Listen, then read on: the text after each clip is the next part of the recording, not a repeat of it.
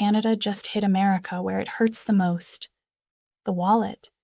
And the numbers are so staggering, so jaw-dropping, that even American mayors are now flying to Canada, literally begging Canadians to come back. We're talking about a $5.7 billion loss. And it's still growing. Stay with me, because this story is about to get even bigger. If you're new here, welcome. Hit that subscribe button right now, because we cover stories like this every single week. Stories that the mainstream news buries under politics, but that actually affect real people, real economies, and real lives. And like this video, if you want more content like this, it genuinely helps us reach more people who need to hear this. Now let's get into it, because what Canada has done, almost quietly, almost organically, is something that economic textbooks will be talking about for decades. It started with frustration. It started with a trade war that many Canadians felt was deeply unfair and, honestly, disrespectful.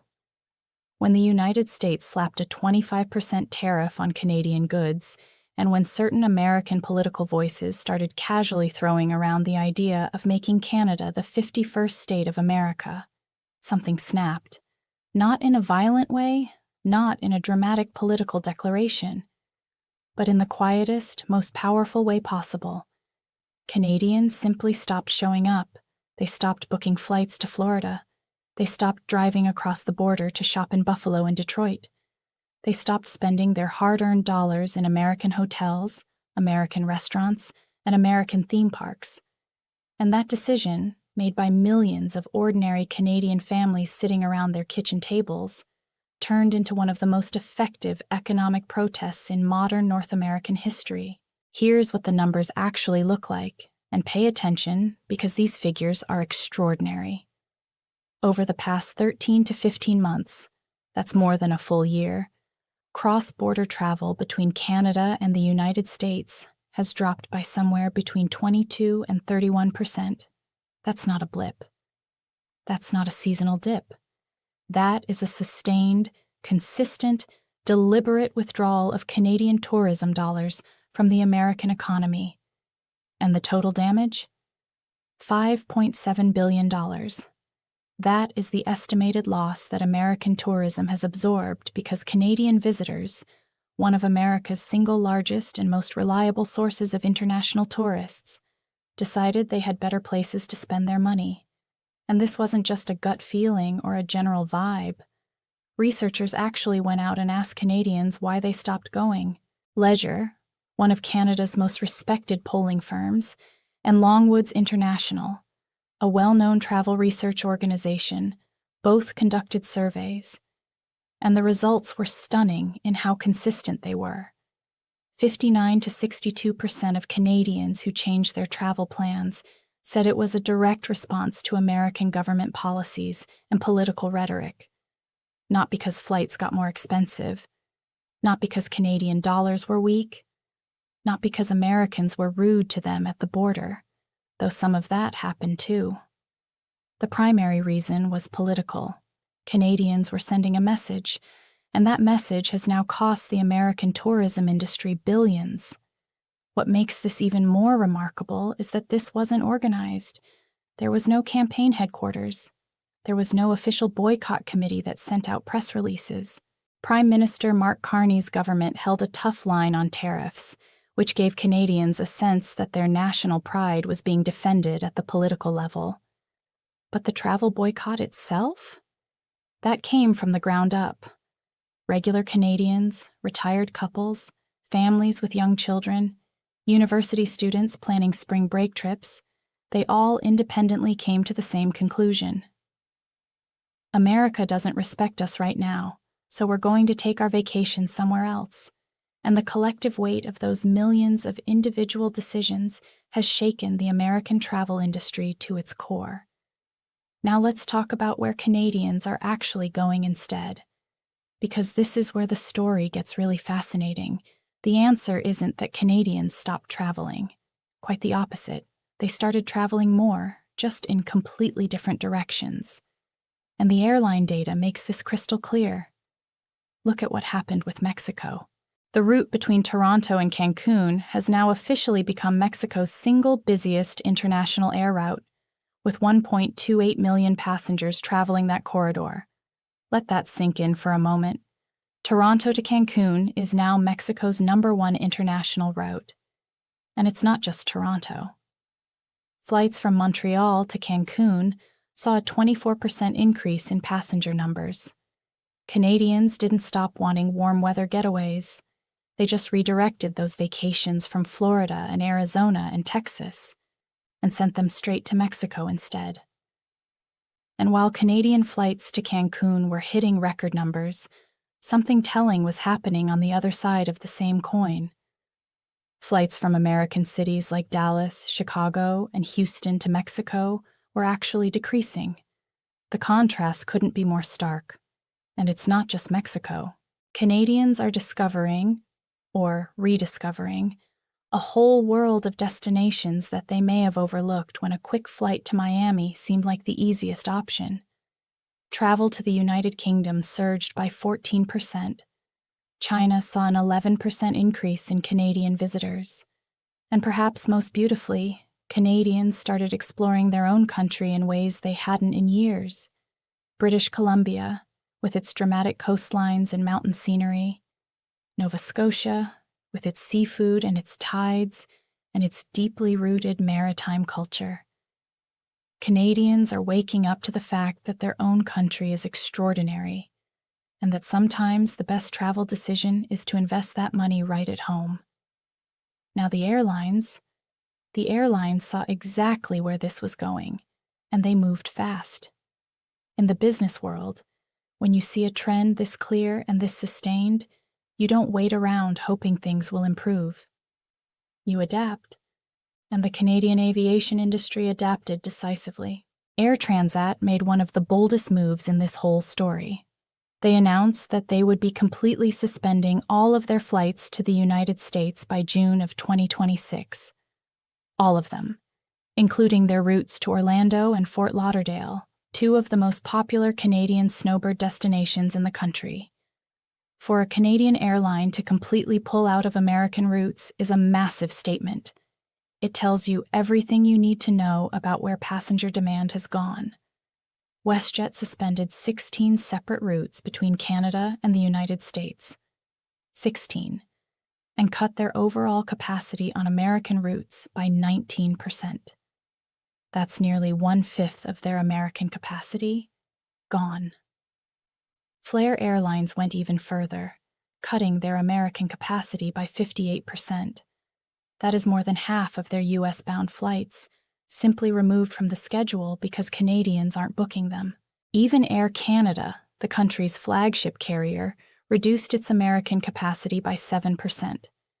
But here's the flip side, and this is where you see the market truly responding in real time. Air Canada didn't just cut American flights and call it a day. They doubled their summer service between Toronto and Cancun. Doubled it. Because that's where the passengers are going. Porter Airlines, which has historically been more of a regional Canadian carrier, launched its very first international service to Cancun, stepping into a market that was clearly hungry for more capacity. The message from the airline industry is unmistakable. Canada's travel appetite hasn't shrunk. It has simply pivoted, powerfully and permanently, away from America and toward the rest of the world. And all of this is happening against the backdrop of Canada's own tourism industry, experiencing what can only be described as a golden moment. Destination Canada, the country's national tourism organization, is projecting that visitor spending within Canada could reach $140 billion in 2026. $140 billion. That's a staggering number, and it reflects a country that is investing in its own travel infrastructure, its own tourist experiences, and its own brand on the world stage. While American tourism is bleeding billions, Canadian tourism is preparing to have one of its best years in history. Now let's talk about what this is actually doing to specific American communities. Because the pain isn't spread evenly across the United States. It's concentrated in very specific places places that built entire local economies around the assumption that Canadians would always be there, spending freely year after year. The hardest hit areas are exactly the ones you'd expect. The border communities, places like Niagara Falls on the New York side, where Canadian day trippers used to come over constantly for shopping and dining and entertainment. Michigan's border towns, Vermont's ski resorts that relied heavily on Quebec visitors, Montana communities where Canadian hunters and fishers were a cornerstone of the local outdoor economy. All of these places are feeling the withdrawal acutely. When your town is an hour from the Canadian border and you've built your restaurants, your motels, your retail shops around the expectation of Canadian foot traffic, a 30% drop in cross-border travel isn't just a statistic. It's a crisis. But the impact isn't only at the border. It's gone all the way to Las Vegas. Las Vegas, one of the most visited cities on Earth, a place that has always attracted international visitors like a magnet, saw a 7.5% drop in Canadian visitors. And that number apparently alarmed Las Vegas officials enough that Mayor Shelley Berkeley went public, making a direct and very visible appeal to Canadians to come back. Her team didn't just put out a press release, they physically traveled to Vancouver. They showed up in Canada to make their case. Think about what that image represents. An American city official traveling to Canada to try to win back tourists. That's how significant the Canadian traveler has been to American destinations, and that's how seriously Americans are starting to take this shift. Florida is feeling the pain in multiple ways. Beyond the general decline in Canadian snowbird visits, those Canadian retirees and semi-retirees who used to spend their winters in Florida condos and golf communities, there's a very specific and very human story that captures the cultural weight of what's happening. A snowbird gathering event called the Snowbird Extravaganza had been running in Florida every single year for 30 years. 30 years. It was a beloved annual tradition for Canadian seasonal residents. This year, for the first time in 3 decades, it was canceled. Not because the organizers wanted to cancel it, but because Canadians weren't coming in enough numbers to sustain it. 30 years of tradition, ended by the trade war and the political tensions that followed. And then there's the FIFA World Cup, an event that was supposed to be a massive economic windfall for American host cities. The World Cup is coming, the stadiums are ready, the marketing has been done. But the enthusiasm that should be accompanying it has been complicated by the fact that multiple countries have issued travel advisories about visiting the United States. When your flagship international event is being shadowed by travel warnings from friendly nations, it raises uncomfortable questions about America's standing as a welcoming destination for global visitors. The broader economic picture is alarming for the American side. The United States travel trade deficit, meaning the gap between what Americans spend traveling abroad versus what international visitors spend in America, is now projected to reach $70 billion. $70 billion. That's a number that reflects not just the Canada situation, but a broader trend of international tourists reconsidering the United States as a destination. Canada's withdrawal is the most dramatic and most documented piece of this puzzle, but it sits within a larger pattern of declining international enthusiasm for American tourism. Meanwhile, Canada's long-term trajectory looks increasingly confident. Economic analysts and tourism researchers are now projecting that Canadian tourism revenue could reach $216 billion by 2035.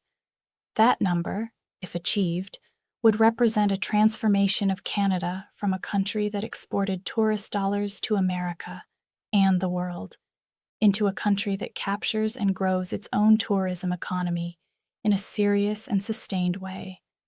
And Prime Minister Carney's government appears to understand the strategic value of this moment. Maintaining a firm position on tariffs didn't just protect Canadian industries in those trade sectors. It gave Canadian consumers a framework of national pride within which their individual travel decisions felt meaningful. Canadians weren't just skipping a Florida vacation. They were participating in something larger. They were making an economic statement that added up, one booking at a time, to $5.7 billion of impact.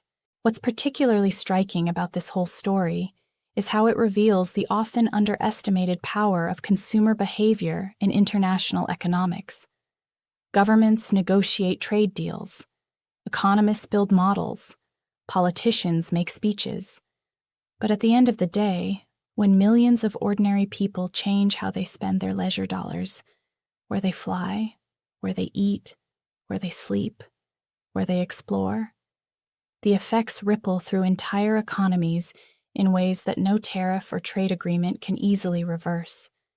Canadians didn't need a government mandate to stop going to America. They didn't need an official boycott declaration. They just needed to feel disrespected. And when they felt that, they voted with their feet. Or rather, they voted with their feet by staying planted in Montreal, in Vancouver, in Nova Scotia, or by pointing their feet toward Cancún and London and Beijing instead of Miami and Orlando and Las Vegas. For American border communities, for Florida resort towns, for Las Vegas hotel operators, for the American travel and hospitality industry broadly, the lesson being learned right now is a hard one. Your most loyal international visitors aren't guaranteed. The relationship between countries isn't just about governments and trade offices and diplomatic cables. It's about how ordinary people in one country feel about visiting another. And when the rhetoric coming from political leaders makes those ordinary people feel unwelcome or disrespected or mocked, they will find somewhere else to go. And sometimes, they will find somewhere so good that they might not fully come back even when the political climate improves. Canada is discovering something profound about itself through this episode.